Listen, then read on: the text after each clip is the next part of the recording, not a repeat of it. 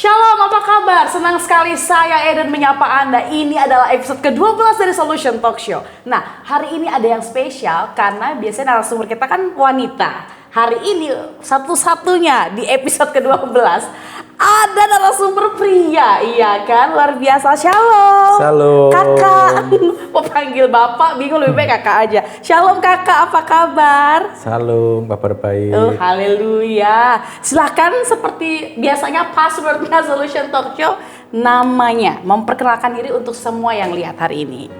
Shalom, nama saya Ayub Kristanto. Saya bapak dari 2 orang anak dan suami dari 1 orang istri. Jangan dibalik ya. Jangan kebalik. Oke, terus. Saya mau kepo nih. Anak saya yang pertama lahir di 2 April 2014, yang kedua lahir di 2 April 2019. Asik. Kami menikah di tanggal 7 September tahun 2012. 7 September 2012. Kru tanggal berapa sekarang ya? Berarti kemarin anniversary ya kan? Selamat loh ya. Terima kasih. Sekali. Tahun keberapa berarti ini menikah? Sekarang kami menikah di tahun ke-8. Bagaimana pernikahan di tahun ke-8? Amazing kah? Luar biasa. Luar biasa memang. Oke, karena kita sudah membahas tentang anniversary, sekarang kita mau mengkepokan apa sih yang istimewa dari seorang Ayub Kristanto, yang Kristianto sih?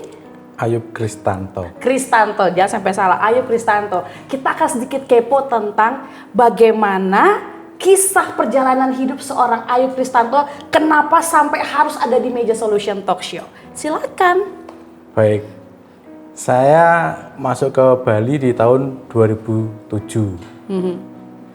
Ya, cukup aktif melayani di sebuah gereja, kemudian ya seperti firman Tuhan kan tidak baik manusia itu seorang diri. Saya senang Aku kayak akan gini. memberikan seorang penolong yang sepadan. Tetapi setelah kira-kira 5 tahun, mana Tuhan kok nggak ada pendampingnya ini? Tidak menemukan di gereja, tidak menemukan di tempat kerja, bahkan juga tidak menemukan di komunitas. Akhirnya dalam keputusasaan itu, apakah saya harus menjadi seorang biarawan yang tidak menikah gitu. Iya. Tapi ternyata suatu kali saya digerakkan untuk ke toko buku, kemudian saya melihat satu majalah. Sebetulnya saya tertarik dengan covernya itu seorang wanita gitu kan. Oh, jadi tertarik buat lihat Iya. majalah tuh karena wanitanya Siapa itu. tahu dia masih single dan bisa dihubungi kan, harapannya seperti itu. Oke. Tapi ternyata setelah buka-buka kok ada iklan kecil gitu, apakah Anda mengalami kesulitan dalam mendapatkan jodoh? Wah, ini pas sama saya ini. Nah, kemudian saya coba-coba klik di www.jodohkristen.com seperti itu. Oke. Keluarlah di situ. Wah, ada banyak wanita di situ, bisa dipilih kan. Nah, tentunya ya tidak asal memilih. Harus disertai dengan doa, Tuhan, manakah penolong sepadan yang akan Engkau kirimkan untuk aku? Jadi sebenarnya tunggu sebelum lanjut. Jadi sebenarnya dari awal itu dalam komunitas tidak menemukan yang klik, yang matching. Iya. Tapi masa nggak ada satupun sih yang maksudnya yang kayak mencuri perhatian selama di komunitas? Tidak ada ya, saya tidak tahu ya. Atau mungkin karena caranya Tuhan memang seperti itu. Oh, berarti 5 tahun itu sambil mencari juga, tapi nggak ketemu. Iya, nggak ada chemistry-nya seperti itu. Nggak ada chemistry, komunikasi sama si A, si B, si C tetap nggak ada. Komunikasi ya just teman pelayanan, just teman say hello, udah itu aja, nggak lebih dari ayo kita lebih serius, nggak ada seperti itu. Oke, jadi tahun kelima akhirnya pas ke toko buku itu ya. Iya. Asik. Terus gimana? Aku mau kepo. Nah, dari kontak dengan yang ada di situs itu, Ada berapa yang klik waktu itu di aplikasi? kurang lebih ada 5. Keren banget. Ada 5, kemudian 3 sempat kopdar, nah yang ketiga ini yang jadi sekarang. Oh gitu, jadi dari 5 meet up-nya sama 3 orang. Observasi jadi ya. Observasi. Akhirnya ngekliknya sama istri yang sekarang. Iya. Nama istrinya siapa nih? Namanya Vidya Budawangi. Oke, keren ya. Waktu Kopi Darat, waktu ketemu langsung sama Kak Vidya, bagaimana first impression-nya? Iya, sebagai seorang laki-laki yang istilahnya belum pernah ketemu, jadi kan juga deg-degan. Kayak yang difoto enggak ya, gitu. Kru-kru semua pada senang-senang aja di sini. Setelah bertemu itu pun pertemuannya juga memanfaatkan sisa waktu ya, karena pas kebetulan saya dinas ke Jakarta, jadi sebelum penerbangan ke Bali ada beberapa menit itu menunggu, pertemuannya di situ sesingkat itu. Berarti LDR. Ya. Bisa dibilang matching tapi LDR. Nah, Betul. komunikasinya gimana? Kan aplikasi online kan pasti ada yang namanya jalur pribadi dong. Itu pakai apa waktu itu komunikasi? Waktu itu komunikasi masih pakai SMS ya. Gak WhatsApp, gak BBM ya?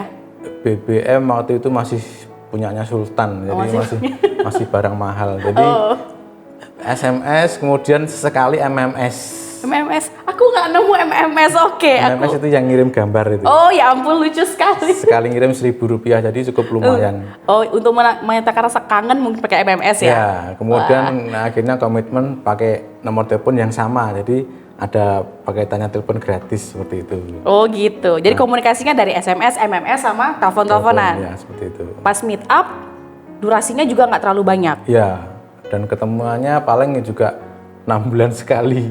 6 bulan sekali? Itu pun pas ada kesempatan saya dinas ke Jakarta, karena calon istri kan waktu itu tinggal di Jakarta, donasi Jakarta, saya tinggal di Denpasar, jadi sangat jauh dan tidak pernah ada pertemuan intensif, apel malam minggu, ke gereja bareng, ke mall bareng, makan bersama, itu hampir tidak pernah ya, karena pertemuannya 6 bulan sekali dan sangat singkat. Kayak semesteran sekolah ya, 6 bulan sekali ya. Habis itu ujian. Iya bener.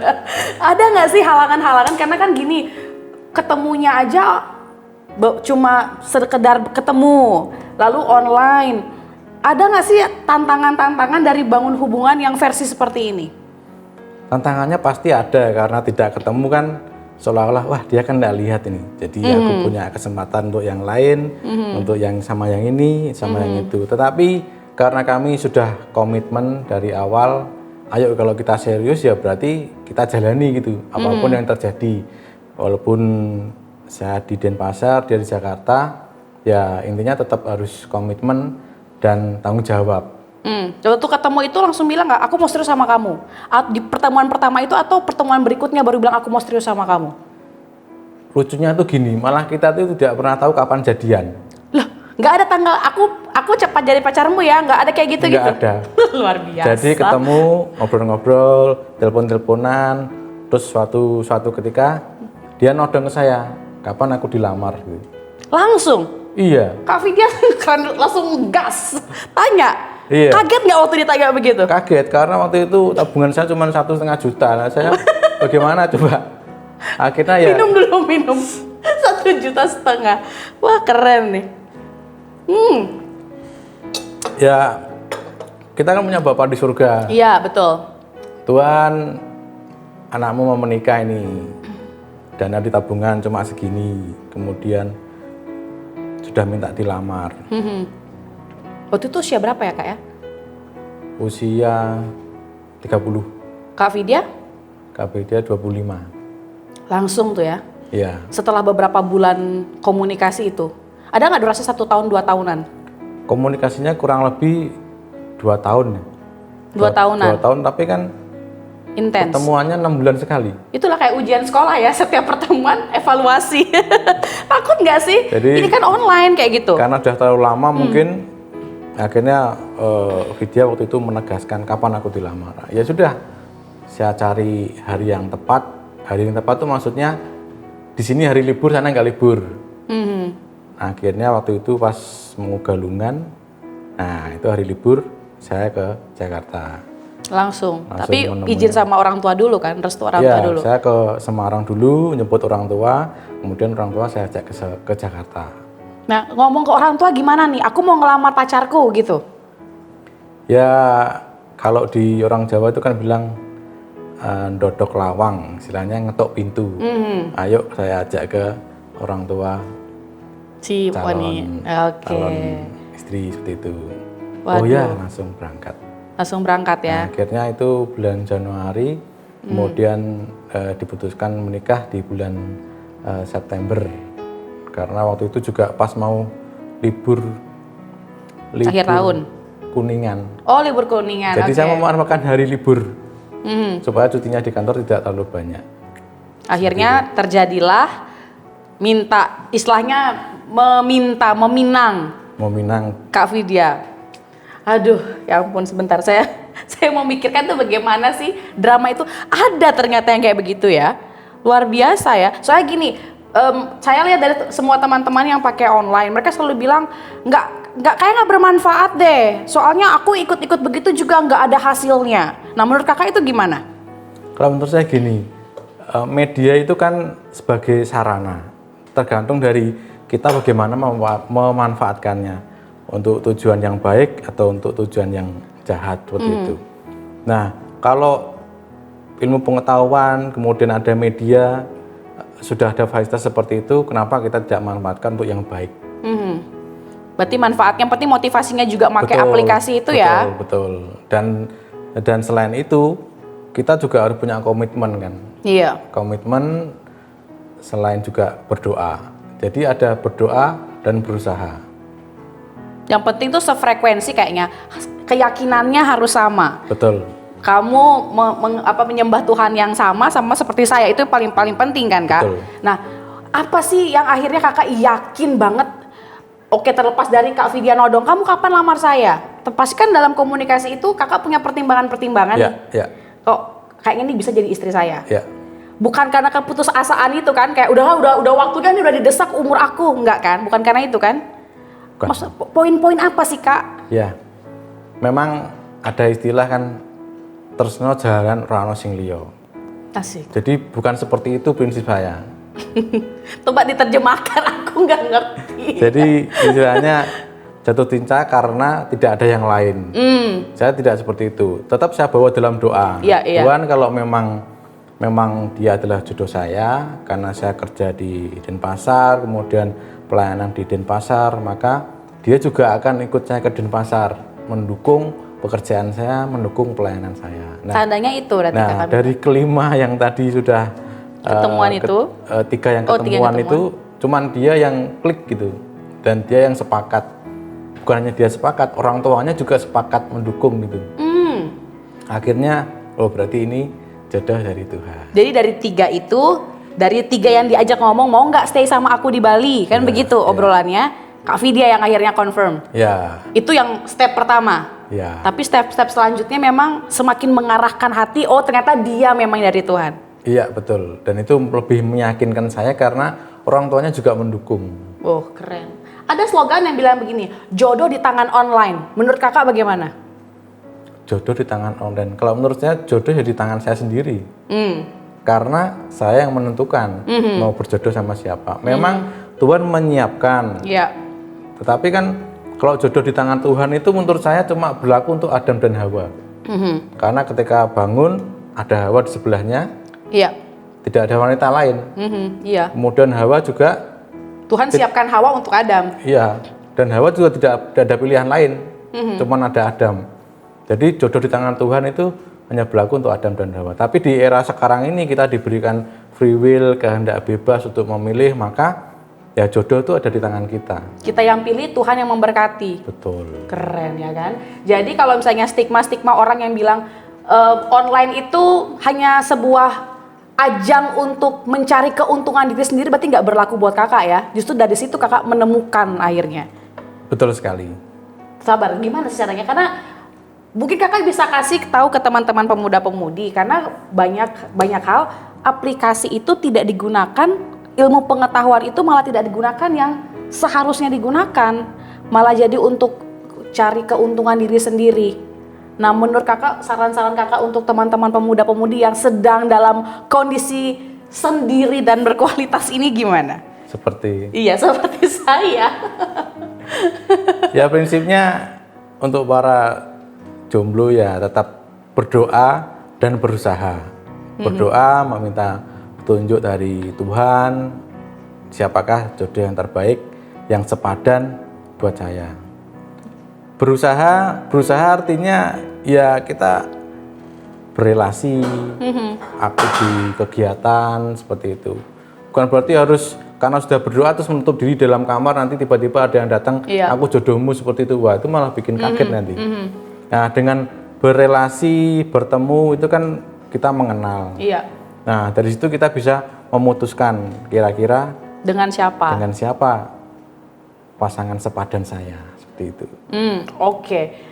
Lalu pertanyaan selanjutnya adalah setelah menikah ada hal-hal yang perlu lagi kayak seperti jadi puzzle lagi atau tidak? Ada kesulitan-kesulitan karena gini, kan karena balik lagi tracknya kan dari online.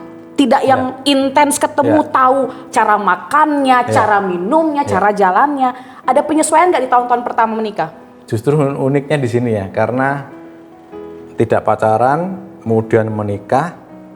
Setelah menikah berinteraksi setiap hari, 1 kali 24 jam, 7 hari seminggu. Taulah aslinya masing-masing. Kaget nggak tuh? Ya kaget juga sih. Karena pasti tidak seperti ekspektasi awalnya gitu kan.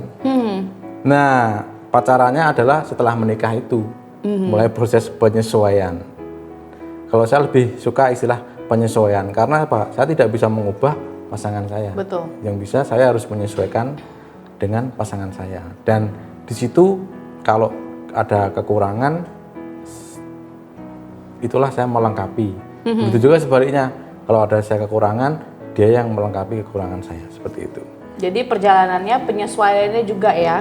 Lalu dari pihak keluarga dengan keadaan pernikahan dari basic dari online ini, ada nggak pandangan-pandangan dari keluarga? Bersyukurnya keluarga sangat support ya, sangat support sekali karena pertama seiman, kemudian saya cukup aktif pelayanan, itu menjadi poin, sehingga orang tuanya oke deh. Gitu. Kayak mantap nih gitu kan, calon menantu idaman kan begitu. Nah, seperti itu. Akhirnya perjalanan pernikahan sampai sekarang udah 8 tahun sampai ya. Sekarang udah 8 tahun. Dikaruniai 2 anak. 2 anak. Yang gemes-gemes itu. Kalau misalnya nanti teman-teman bisa lihat di akhir segmen ini akan kita tampilkan bagaimana keluarga ini punya foto. Anak-anaknya itu lucu dan semuanya pinter-pinter ya. Puji Tuhan. Pinter-pinter banget. Yosia sama Abraham. Mereka cerdas, anak-anak yang cerdas. Akhirnya dalam kehidupan pernikahan, kakak lihat dong, Tuhan menolong banget kan dalam 1 tahun, 2 tahun, 3 tahun. Ada nggak sih puncak-puncak di mana beda banget nih kita punya prinsip-prinsip atau enggak, semuanya masih bisa diomongin baik-baik? Ya, kita setelah menikah itu ada penyesuaian kurang lebih sekitar 2 tahun ya. Dan itu awal-awal pernikahan itu bukan sesuatu yang mudah ya, karena harus menyesuaikan sana sini, kemudian menyesuaikan aktivitas saya, kemudian dia dari tidak bekerja ikut saya dia bekerja kemudian ikut saya tidak bekerja, itu juga penyesuaian. Dan itu sempat bikin stres sehingga anak yang pertama tuh agak tertunda kurang lebih 1 tahun. Begitu. Nah, setelah dia bekerja barulah dikaruniai anak yang pertama, seperti itu. Nah, selama 8 tahun memang ya Tuhan sangat baik ya menyertai kehidupan keluarga kami. Walaupun sekarang ini masih jadi kontraktor ya, kontrak rumah sana sini, tapi Tuhan tetap menolong, dan menyertai kehidupan kami, seperti itu. Yang penting itu hidup dalam perlindungan Tuhan, dalam kebahagiaan sama anak-anak, sama istri, itu keren banget loh. Jadi teman-teman semua, mau aplikasi apapun, mau sarana seperti media apapun, maksud saya, media apapun, kalau kita punya motivasi hati benar, kita minta Tuhan tolong kita, pasti kita ketemu, ya kan? Oke Kak, sebagai penutup dari kita semua, Kakak kasih penguatan terakhir nih buat para jombloan dan jomblowati tentang manfaat kecanggihan teknologi sekarang. Baik buat teman-teman yang masih belum menemukan pasangan hidup, saya katakan belum ya, karena suatu saat pasti ketemu. Ya, Tuhan sudah memberikan banyak cara bagi kita, tergantung kita bagaimana menemukan. Bisa melalui pertemuan secara langsung, bisa juga melalui online. Tapi itu bukan standar ya Kak ya? Kayak versinya Kakak itu Betul sekali. bukan standar yang harus diikuti semua orang, Ya. bebas-bebas ya? Jadi kebetulan kalau yang saya alami kami bertemu secara online. Jadi memanfaatkan fasilitas yang sudah ada. Tapi sekali lagi dikatakan Nona tadi itu bukan satu standar yang harus diikuti. Tapi tidak ada salahnya kalau seandainya Tuhan mengizinkan pertemuan melalui media online. Iya benar. Seperti itu. Jadi intinya tetap semangat, berdoa dan berusaha pasti akan menemukan pasangan yang terbaik. Pasti akan menikah pada waktunya. Thank you banget Kak Ayub sudah sharing sama kita semua di beberapa menit ini. Saya semakin kepo-kepo dan semakin bersemangat untuk tetap berusaha berdoa dan menemukan. Karena kita bisa menemukan pasangan kita itu dari relasi kita setiap saat dengan banyak orang. Jangan menutup hati buat yang ada begitu kan. Ya, terima kasih banyak Kak sekali lagi. Teman-teman semua yang kru juga di sini pada happy-happy. Sampai berjumpa di episode selanjutnya di episode 13 dengan narasumber yang lain. Sekali lagi terima kasih banyak untuk segmen ini yang tetap Anda nonton setia dari menit pertama sampai menit hari ini. Tuhan Yesus memberkati. Kita berjumpa minggu depan. Dah.